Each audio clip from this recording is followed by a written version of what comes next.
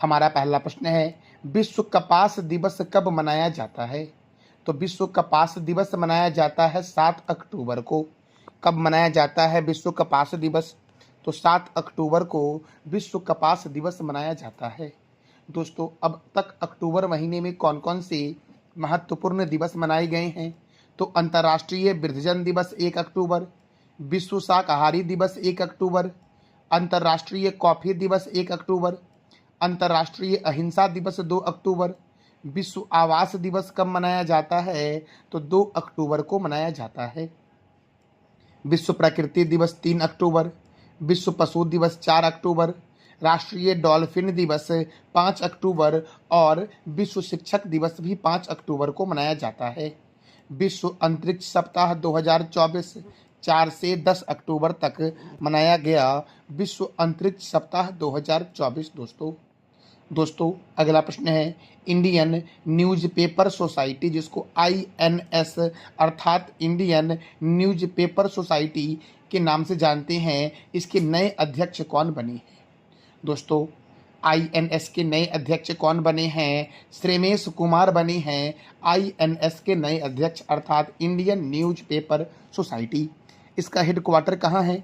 नई दिल्ली में है और इसकी स्थापना हुई थी 27 फरवरी 1939 को। इंडियन न्यूज़पेपर सोसाइटी की स्थापना हुई थी। अब देखो दोस्तों, भारतीय लघु उद्योग विकास बैंक के CMD बने हैं मनोज मित्तल। अल्पसंख्यक कार्य मंत्रालय का विशेष सचिव बनाया गया है चंद्रशेखर कुमार को। संयुक्त राष्ट्र में भारत के राजदूत कौन बने हैं? तो P हरीश बने हैं। ICC के नए अध्यक्ष कौन बने? जय शाह। अच्छा मेरे प्यारे दोस्तों, ICC की स्थापना कब हुई, जरा ये आप बता दो कमेंट बॉक्स में। जम्मू कश्मीर का DGP किसे बनाया गया है? तो नलिन प्रभात को बनाया गया है जम्मू कश्मीर का DGP। दोस्तों, professional golf tour of India के नए अध्यक्ष कौन बने? कपिल देव। सीमा सुरक्षा बल के प्रभारी महानिर्देशक कौन हैं? दलजीत सिंह चौधरी। UPSC की नई अध्यक्ष कौन है? प्रीति सूदन। SBI के अध्यक्ष कौन है दोस्तों? चल्ला श्रीनिवासल्लू शेट्टी। यूरोपीय परिषद के नए अध्यक्ष कौन है? Antonio Costa. दोस्तों, नाटो के नए महासचिव बने हैं मार्क रूट। भारतीय दूरसंचार विनियामक प्राधिकरण अर्थात दोस्तों ट्राई के नए अध्यक्ष कौन बने हैं? तो अतुल कुमार चौधरी बने हैं। प्रेस सूचना ब्यूरो के अध्यक्ष बने धीरेन्द्र ओझा। BSNL अर्थात भारतीय संचार निगम लिमिटेड, दोस्तों इसका हेडक्वार्टर जो है ये नई दिल्ली में है और कई बार BSNL का स्थापना भी पूछा गया है। तो आप बताओ कि BSNL की स्थापना कब हुई? तो BSNL के अध्यक्ष और प्रबंधक निर्देशक कौन है? रॉबर्ट जेरार्ड रबी। PNB मेटालाइफ के नए CEO कौन है? समीर बंसल हैं। दोस्तों, कर्मचारी राज्य बीमा निगम के महानिर्देशक है अशोक कुमार सिंह। LNT अर्थात लालसन एंड टुब्रो कंपनी, जो स्टैच्यू ऑफ यूनिटी का दोस्तों जो बनाया था वो LNT ने ही बनाया था। राम मंदिर को भी दोस्तों इसी LNT कंपनी ने बनाया है। तो LNT ग्रुप के नए अध्यक्ष कौन है? R शंकर रमन। दिल्ली के जंगलों की सुरक्षा की समिति के प्रमुख कौन है? नजमी वजीरी। कोंकण रेलवे कॉरपोरेशन के CFD कौन है? संतोष कुमार झा हैं। असम राइफल के नए महानिर्देशक कौन बनी? तो विकास लखेरा बनी है। सशस्त्र सीमा बल के अध्यक्ष हैं अमित मोहन प्रसाद। एशियाई क्रिकेट परिषद के अध्यक्ष बने हैं Mohsin Naqvi. Press information bureau के नए प्रमुख कौन बने हैं? शेफाली सरन। राष्ट्रीय जांच एजेंसी के महानिर्देशक हैं सदानंद बसंत दांते। राष्ट्रीय आपदा प्रतिक्रिया बल के अध्यक्ष हैं पीयूष आनंद। दोस्तों, पुलिस अनुसंधान और विकास ब्यूरो के अध्यक्ष हैं राजीव कुमार। CBSE के अध्यक्ष हैं Rahul Singh. International court of justice के अध्यक्ष हैं नवाब सलाम। BSF की पहली महिला स्नाइपर कौन है? सुमन कुमारी। प्रसार भारती के अध्यक्ष कौन बने हैं? तो नवनीत कुमार बने। दोस्तों, भारत के मुख्य सूचना आयुक्त कौन है? हीरालाल समारिया। अच्छा दोस्तों, भारत के मुख्य चुनाव आयुक्त कौन है? तो राजीव कुमार हैं। केंद्रीय औद्योगिक सुरक्षा बल की पहली महिला प्रमुख कौन है? Neena Singh. ITBP Indian Tibetan border police के महानिर्देशक हैं राहुल सरगोत्रा। और भारत के पहले AI समर्पित अर्थात आर्टिफिशियल इंटेलिजेंस समर्पित संस्थान यूनिवर्सल AI यूनिवर्सिटी के कुलपति कौन बने हैं? तो साइमन मैक बने हैं। दोस्तों, हमारा अगला प्रश्न है, हाल ही में किस देश ने चागोस द्वीप का संप्रभुता मॉरिशस को सौंपने का फैसला लिया है? हाल ही में किस देश ने चागोस द्वीप का संप्रभुता मॉरिशस को सौंपने का फैसला लिया है? तो ब्रिटेन ने दोस्तों। और देखो, फरवरी 2019 में अंतर्राष्ट्रीय न्यायालय ने चागोस द्वीप समूह पर ब्रिटेन के नियंत्रण को अवैध घोषित किया था और अब ब्रिटेन ने यह फैसला किया है कि चागोस द्वीप का संप्रभुता मॉरिशस को सौंप देगा। दोस्तों, मॉरिशस की राजधानी क्या है, ये आप बताओ कमेंट बॉक्स में। आज हम जानेंगे ब्रिटेन के बारे में कि ब्रिटेन की राजधानी क्या है। लंदन है, और लंदन कौन से रिवर के किनारे है, ये आप बताओ कमेंट बॉक्स में। ब्रिटेन की करेंसी है पाउंड स्टर्लिंग। ब्रिटेन के पीएम है कीर स्टारमर। एमनेस्टी इंटरनेशनल का मुख्यालय लंदन में है। राष्ट्रमंडल अर्थात कॉमनवेल्थ का मुख्यालय लंदन में है। अंतर्राष्ट्रीय समुद्री व्यापार संगठन का हेडक्वार्टर कहाँ है दोस्तों? तो लंदन में है। अगला प्रश्न है, कौटिल्य अर्थशास्त्री सम्मेलन 2024 का आयोजन कहाँ हुआ? कौटिल्य अर्थशास्त्री सम्मेलन 2024 का आयोजन हुआ है नई दिल्ली में दोस्तों। अच्छा दोस्तों, दिल्ली है यमुना रिवर के किनारे। पटना दोस्तों कौन से रिवर के किनारे है? तो गंगा नदी के किनारे है। अहमदाबाद है साबरमती नदी के किनारे। और बेंगलुरु दोस्तों, बेंगलुरु में केम्पेगौड़ा अंतर्राष्ट्रीय हवाई अड्डा है। अच्छा, दिल्ली में है इंदिरा गांधी अंतर्राष्ट्रीय हवाई अड्डा। पटना में जयप्रकाश नारायण अंतर्राष्ट्रीय हवाई अड्डा है। और अहमदाबाद में कौन सा अंतर्राष्ट्रीय हवाई अड्डा है, ये आप बताओ कमेंट बॉक्स में। देखो दोस्तों, अब हम जानेंगे नई दिल्ली के बारे में कि दिल्ली दोस्तों, दिल्ली के मुख्यमंत्री कौन बनी? तो तीसरी बनी है दिल्ली के मुख्यमंत्री। और दिल्ली के उपराज्यपाल कौन है, ये आप बता दो दोस्तों। देखो, ये जितने भी संस्था आपको स्क्रीन पर दिख रहे हैं, वो सभी का हेडक्वार्टर जो है ये दिल्ली में है। बस आपको स्थापना याद रखना है, क्योंकि स्थापना दोस्तों कई बार एग्जाम में पूछा गया है। केंद्रीय रिजर्व पुलिस बल सीआरपीएफ की स्थापना 1939 में हुई। राष्ट्रीय क्रेडिट कोर की स्थापना 1948 में हुई। भारत तिब्बत सीमा पुलिस की स्थापना 1962 में हुई। सीमा सुरक्षा बल की स्थापना 1965 में हुई। राष्ट्रीय सुरक्षा गार्ड की स्थापना 1984 में हुई। केंद्रीय औद्योगिक सुरक्षा बल की स्थापना 1969 में हुई दोस्तों। अच्छा दोस्तों, हमारा अगला प्रश्न है, एशियाई रग्बी स्वेंस ट्रॉफी का आयोजन कहाँ किया गया है? तो दोस्तों, इसका आयोजन किया गया है नेपाल में। अच्छा, रग्बी फुटबॉल में दोस्तों कितने खिलाड़ी होते हैं? रग्बी फुटबॉल में कितने खिलाड़ी होते हैं, ये आप बता दो कमेंट बॉक्स में। अब नेपाल की राजधानी क्या है? काठमांडू। नेपाल की करेंसी क्या है? नेपाली रुपी। नेपाल के प्रेसिडेंट कौन है? रामचंद्र पौडेल। और नेपाल के प्राइम मिनिस्टर हैं ओली जी, केपी शर्मा ओली। नेपाल की पर्यटक राजधानी बनी है पोखरा। प्रथम अंतर्राष्ट्रीय इंद्रधनुष सम्मेलन का आयोजन कहाँ हुआ है? तो काठमांडू में हुआ है दोस्तों देखो, भारत के सहयोग से नेपाल अपना मानुल उपग्रह को लॉन्च करेगा। नेपाल का स्वस्थ शहर कौन बना है? तो धुली लेक बना है नेपाल का पहला स्वस्थ शहर। और WHO ने धुली लेक को नेपाल का पहला स्वस्थ शहर घोषित किया है। हाल ही में ADB अर्थात एशियन डेवलपमेंट बैंक ने किस राज्य के पर्यटन को बढ़ावा देने के लिए $162 मिलियन का ऋण दिया है? दोस्तों, ADB ने किस राज्य के पर्यटन को बढ़ावा देने के लिए $162 मिलियन का ऋण दिया है?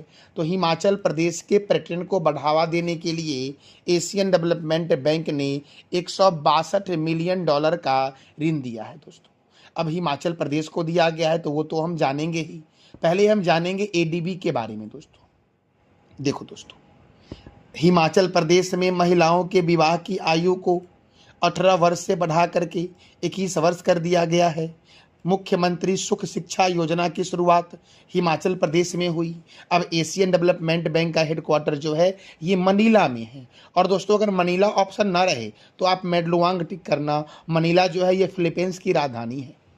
मेरे प्यारे लाल एवं लालियों, अंतर्राष्ट्रीय चावल अनुसंधान संस्थान का हेडक्वार्टर कहाँ है? तो मनीला में ही है।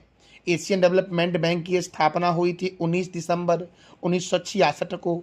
और एशियन डेवलपमेंट बैंक के जो अध्यक्ष हैं वो कौन है? तो मात्सुगो असाकावा एशियन डेवलपमेंट बैंक के प्रेसिडेंट हैं। देखो, हिमाचल प्रदेश की राजधानी है शिमला और शिमला में है केंद्रीय आलू अनुसंधान संस्थान। हिमाचल प्रदेश के गवर्नर कौन है? शिव प्रताप शुक्ला। देखो मेरे प्यारे लाल एवं लालियों, अगर आप नोट भी नहीं कर पाते हो इतने स्टैटिक को, तो आप अगर डेली बिना स्किप किए सुन लोगे तो आपको 10 दिन के अंदर लगभग स्टैटिक आपको याद हो जाएंगी। लेकिन आपको करीबन 10 दिन तक कंटिन्यू सुनना होगा और जो करंट अफेयर है उसको साथ साथ नोट करना पड़ेगा। और अगर दोस्तों आप इस स्टैटिक को भी प्रत्येक दिन नोट करने का प्रयास करते हो तो जितने भी स्टैटिक हैं वो सभी आपको याद होते चले जाएंगे। क्योंकि जब भी कोई राज्य जैसे कि हिमाचल प्रदेश के बारे में आया तो मैंने बताया, नेपाल के बारे में आया तो वहाँ के करंट अफेयर्स क्या थे वो मैंने बताई, वहाँ के स्टैटिक प्रश्न क्या हैं वो मैंने आपको बताई। तो मैं आपका करंट अफेयर के साथ साथ स्टैटिक भी कवर करवाता हूँ। तो आप प्रत्येक दिन देखा करो और मैं सुबह के 4 बजे करवाता हूँ आपका ये करंट अफेयर का क्लास। तो मेरे प्यारे भाइयों, आप प्रत्येक दिन इसको देखा करो, इससे आपको बहुत ही लाभ मिलने वाला है। अच्छा, हिमाचल प्रदेश के मुख्यमंत्री कौन है? सुखविंदर सिंह सेखो हैं हिमाचल प्रदेश के मुख्यमंत्री। यहाँ पर राज्यसभा 3 है और लोकसभा 4 है। ग्रेट हिमालयन राष्ट्रीय उद्यान हिमाचल प्रदेश में है और ये जो राष्ट्रीय उद्यान है ये यूनेस्को के वर्ल्ड हेरिटेज साइट में भी शामिल है। और शामिल कब हुआ अगर पूछे तो क्या बोलोगे आप? कि 2014 में शामिल हुआ। कोल डैम परियोजना सतलज नदी पर है। चंद्रताल झील, सूरजताल झील हिमाचल प्रदेश में है। कोल्ड डेजर्ट जैव मंडल हिमाचल प्रदेश में है दोस्तों। साबरा कुड्डू जल विद्युत परियोजना पब्बर नदी पर है। देखो, हिमाचल प्रदेश का मुख्य लोक नृत्य क्या है? डांगी, झोरा, डाफ, छपेली और घमान जो है ये यहाँ का मुख्य लोक नृत्य है। कोल डैम परियोजना सतलज नदी पर है। नाथपा झाकरी परियोजना सतलज नदी पर है। केंद्रीय आलू अनुसंधान संस्थान शिमला में है और हिमाचल प्रदेश में सिपकिला दर्रा है, रोहतांग दर्रा है और बारालाचा दर्रा है। किस राज्य में? तो हिमाचल प्रदेश में दोस्तों हम अगले प्रश्न की ओर बढ़ते हैं। हमारा अगला प्रश्न है, हाल ही में गृह मंत्री अमित शाह ने कहाँ हाईटेक पुलिस मुख्यालय का उद्घाटन किया है? हाईटेक पुलिस मुख्यालय का उद्घाटन केंद्रीय गृह मंत्री अमित शाह के द्वारा कहाँ किया गया है? तो अहमदाबाद में किया गया दोस्तों। कहाँ किया गया? अहमदाबाद में। इसका राइट आंसर हो जाएगा बी दोस्तों। अब अहमदाबाद, तो देखो दोस्तों, सरदार पटेल अंतर्राष्ट्रीय हवाई अड्डा अहमदाबाद में है। नरेंद्र मोदी स्टेडियम दुनिया का सबसे बड़ा क्रिकेट स्टेडियम है जो अहमदाबाद में है। भारत का बोस्टन के नाम से जानते हैं अहमदाबाद को और भारत का मैनचेस्टर के नाम से जानते हैं अहमदाबाद को। मेरे दोस्तों हमारा अगला प्रश्न है, Chhatrapati Shivaji life time achievement award किसे दिया जाएगा? तो प्रदीप गांधी को दिया जाएगा Chhatrapati Shivaji life time achievement award. अच्छा दोस्तों, छत्रपति शिवाजी से एक और प्रश्न बनता है कि महाराज छत्रपति शिवाजी अंतर्राष्ट्रीय हवाई अड्डा कहाँ है? तो ये दोस्तों आप बताओ। मेरे प्यारे लाल एवं लालियों, हमारा अगला प्रश्न है, भारतीय वायुसेना के द्वारा 92वां स्थापना समारोह कहाँ मनाया जाएगा? तो चेन्नई में मनाया जाएगा। और चेन्नई में दोस्तों केंद्रीय चमड़ा अनुसंधान संस्थान का मुख्यालय कहाँ है? तो चेन्नई में है। अहमदाबाद में दोस्तों मैंने तुरंत बताया आपको कि नरेंद्र मोदी स्टेडियम है अहमदाबाद में और चंडीगढ़ में सुखना झील है। मेरे प्यारे दोस्तों अब देखो, इंडियन एयरफोर्स डे कब मनाया जाता है? तो 8 अक्टूबर को मनाया जाता है। और इस बार दोस्तों यह समारोह कहाँ मनाया जाएगा? चेन्नई में। Chief of the air staff कौन है? अमरप्रीत सिंह। और chief of the defence staff कौन है? जनरल अनिल चौहान है। इंडियन आर्मी डे मनाया जाता है 15 जनवरी को। Chief of the army staff कौन है? Bhupendra Dwivedi. Indian navy day कब मनाया जाता है? 4 दिसंबर को। और chief of the naval staff कौन है? तो दिनेश कुमार त्रिपाठी हैं chief of the naval staff. मेरे प्यारे लाल एवं लालियों, दोस्तों हमारा अगला प्रश्न है, किस राज्य में 20,942 दोस्तों 20,942 फीट ऊंची एक चोटी का नाम दलाई लामा के नाम पर रखा गया है? किस राज्य की एक चोटी का नाम दलाई लामा के नाम पर रखा गया है? तो अरुणाचल प्रदेश के एक चोटी का नाम दलाई लामा चोटी के नाम पर रखा गया दोस्तों है, जिसकी ऊंचाई है 20,942 फीट। मेरे लाल एवं लालियों, तो अब अरुणाचल प्रदेश के एक चोटी का नाम रखा जाएगा दलाई लामा के नाम पर दोस्तों। तो अरुणाचल प्रदेश की राजधानी है ईटानगर और ईटानगर में है सेला सुरंग दोस्तों। पासीघाट हवाई अड्डा अरुणाचल प्रदेश में है। अरुणाचल प्रदेश के राज्यपाल हैं कैवल्य त्रिविक्रम परनाइक। अरुणाचल प्रदेश के मुख्यमंत्री हैं पेमा खांडू। यहाँ पर राज्यसभा 1 है और लोकसभा 2 है। अरुणाचल प्रदेश की स्थापना पहले केंद्र शासित प्रदेश के रूप में हुई थी 21 जनवरी 1972 को और अरुणाचल प्रदेश को राज्य बनाया गया 20 फरवरी 1987 को। पखोई वन्य जीव अभ्यारण्य, नामदफा बाघ रिजर्व, कमलांग बाघ रिजर्व, मौलिंग राष्ट्रीय उद्यान, दिबांग घाटी वन्य जीव अभ्यारण्य, टैली घाटी वन्य जीव अभ्यारण्य अरुणाचल प्रदेश में है। बोमडिला दर्रा, यांग्याप दर्रा और दीफू दर्रा कहाँ है? तो अरुणाचल प्रदेश में। संगेस्तर झील या संगेस्तर तसो, जिसका अन्य नाम कोयली झील भी है, ये अरुणाचल प्रदेश में है। ब्रह्मपुत्र नदी भारत में यांग्याप दर्रे के पास से प्रवेश करती है और अरुणाचल प्रदेश का प्राचीन नाम है नेफा दोस्तों। क्या नाम है? नेफा। अगला प्रश्न है, ऑक्सीजन वर्ल्ड पार्क का उद्घाटन नितिन गडकरी के द्वारा कहाँ किया गया है? ऑक्सीजन वर्ल्ड पार्क का उद्घाटन नितिन गडकरी जो सड़क परिवहन मंत्री दोस्तों हैं, इनके द्वारा कहाँ किया गया है? तो नागपुर में किया गया है। और यह भारतीय राष्ट्रीय राजमार्ग प्राधिकरण अर्थात NHAI national highway authority of India के द्वारा नागपुर हैदराबाद राष्ट्रीय राजमार्ग 44 पर बनाया गया है दोस्तों। और यह जो आपका ऑक्सीजन वर्ल्ड पार्क है, ये पर्यावरण पहल का हिस्सा है दोस्तों। इसमें वैसे वैसे पेड़ लगाए जाएंगे जो अधिक ऑक्सीजन का उत्सर्जन करेगा दोस्तों।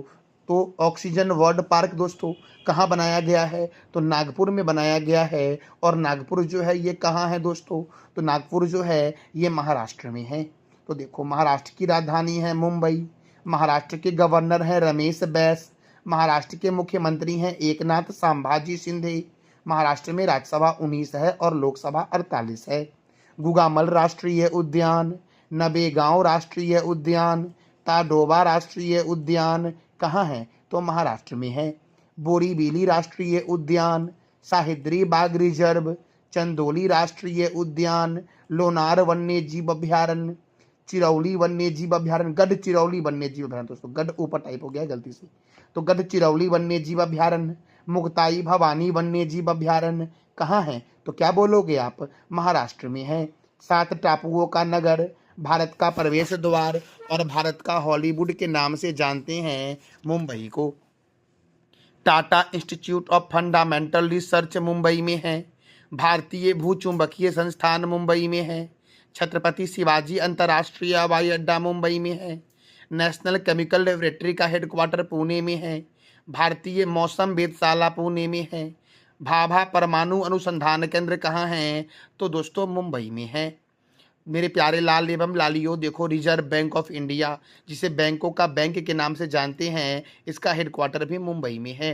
रिजर्व बैंक ऑफ इंडिया की स्थापना 1 अप्रैल 1935 को हुई। रिजर्व बैंक ऑफ इंडिया के प्रथम गवर्नर थे ऑसबॉर्न स्मिथ और रिजर्व बैंक ऑफ इंडिया के प्रथम भारतीय गवर्नर थे CD Deshmukh. Reserve bank of India का राष्ट्रीयकरण कब हुआ? 1949 में। और वर्तमान में इसके गवर्नर कौन है? शक्तिकांत दास हैं। अब देखो, SBI अर्थात state bank of India, headquarter Mumbai, chairman हैं चल्ला श्रीनिवासल्लू शेट्टी और SBI की स्थापना 1 जुलाई 1955 को हुई थी। देखो, SEBI security and exchange board of India का हेडक्वार्टर मुंबई में है। इसके चेयरमैन है माधवीपुरी बुच और इसकी स्थापना 12 अप्रैल 1992 को हुई। नबार्ड का फुल फॉर्म दोस्तों कई बार पूछा गया एग्जाम में है कि नबार्ड का फुल फॉर्म है national bank for agriculture and rural development. देखो दोस्तों, कई बार नबार्ड में आपका पूछ लेगा कि नबार्ड में ए का मतलब क्या है दोस्तों, नबार्ड में आपका आर का मतलब क्या है, नबार्ड में डी का मतलब क्या है। दोस्तों आप टिक कर लेना। देखो, नबार्ड का हेडक्वार्टर कहाँ है? मुंबई में। नबार्ड की स्थापना 12 जुलाई 1982 को हुई और नबार्ड के चेयरमैन कौन है? तो साजी केवी है नबार्ड के चेयरमैन दोस्तों। LIC लाइफ इंश्योरेंस कॉर्पोरेशन, जिसका टैगलाइन है जीवन के साथ भी और जीवन के बाद भी। तो LIC का हेडक्वार्टर कहाँ है? मुंबई में। LIC की स्थापना कब हुई? 1 सितंबर 1956 को और LIC के चेयरमैन कौन है? सिद्धार्थ मोहंती हैं। BCCI का फुल फॉर्म है board of control for cricket in India. इसका हेडक्वार्टर मुंबई में है। इसकी स्थापना 1928 में हुई और इसके प्रेसिडेंट कौन है? रोजर बिन्नी है। बाबा साहब अंबेडकर अंतर्राष्ट्रीय हवाई अड्डा कहाँ है? तो नागपुर में है मेरे प्यारे लाल एवं लालियों। तो मेरे प्यारे दोस्तों, ये था हमारा आज का महत्वपूर्ण करंट अफेयर्स। मैंने कल आपसे 3 प्रश्न किया था जिसका आंसर हम जान लेते हैं कि महाराजा अग्रसेन अंतर्राष्ट्रीय हवाई अड्डा हरियाणा के हिसार में है। तमिल को शास्त्रीय भाषा का दर्जा 2004 में दिया गया था। दोस्तों, अब वर्तमान में कितने शास्त्रीय भाषा हैं ये आप बताओ कमेंट बॉक्स में, क्योंकि 5 नए शास्त्रीय भाषा को जोड़ने की दोस्तों जो जोड़ा गया है, 5 शास्त्रीय भाषा को नया। तो आप बता दो कि वर्तमान में शास्त्रीय भाषा कितने हो गए। अब 3D सेल्फी साइंस म्यूजियम का शुभारंभ कहाँ हुआ है? तो फरीदाबाद में हुआ है। आज का आपका 3 प्रश्न है, बाबा साहब अंबेडकर अंतर्राष्ट्रीय हवाई अड्डा कहाँ है? ये मैंने तुरंत आपको भी बताया है। नाबार्ड की स्थापना कब हुई? और ब्रह्मपुत्र नदी भारत के में किस दर्रे से प्रवेश करती है और ये दर्रा किस राज्य में है? इस तीनों प्रश्न का जवाब देना है कमेंट बॉक्स में आपको। दोस्तों इस वीडियो का PDF आपको टेलीग्राम पे मिल जाएगा, जिसका लिंक वीडियो के डिस्क्रिप्शन बॉक्स में है। जानकारी अच्छी लगी तो वीडियो को लाइक करें, शेयर करें और चैनल को सब्सक्राइब करें। थैंक यू सो मच मेरे प्यारे दोस्तों।